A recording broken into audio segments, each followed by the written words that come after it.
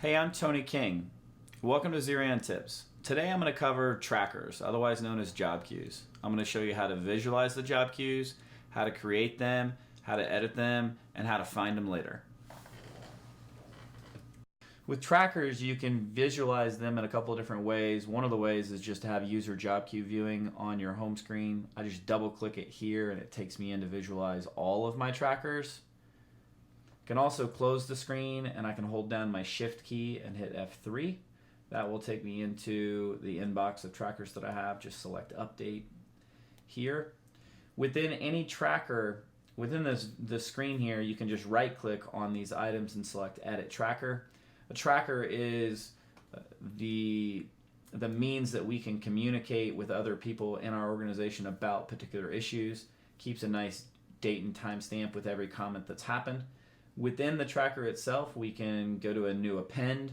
We can say who it's going to go to.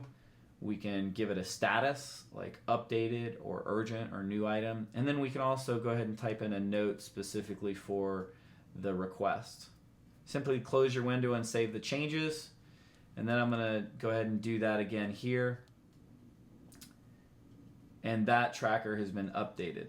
Okay. Now let's edit the tracker again. Within trackers themselves, I can check out the forward list. Forward list is important because that would be other folks that are copied in on this tracker. And then whenever a tracker is completely done, then you would want to close the tracker.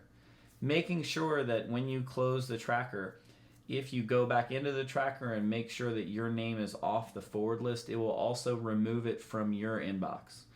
Very, very common out there is for people to close trackers and not remove themselves from the follow-up or the forward list. Now let's go into an order here and show you how to create a tracker. I'm going to go into the order. I'm going to hold down Shift and go to F4. By doing that, it gives me a new tracker, but I selected the order number and it grabbed the order number, the customer number, and the part number that I was on. Still the same here. I can do a new append just like I did before. I can give appropriate notes. So maybe I want to ask somebody about the cost of an item or please update something for me. I can send it to whoever I need to, save the changes, and save the tracker. Now, I've created that tracker and I've sent it off to somebody else, but what if I lose track of it? What if I need to go back and find it again? One of the easiest ways to do that is within the changelog of the order. At the very bottom of the changelog, you'll see a tracker ID. You can right click on that and go to edit and it will take you directly into the tracker.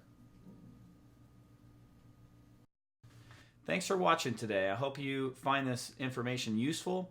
I think the one thing that I want to make sure that you remember as a takeaway from this tip is that you can always find that job queue tracker number within the changelog of the order. That's for transfers, purchase orders, and sales orders.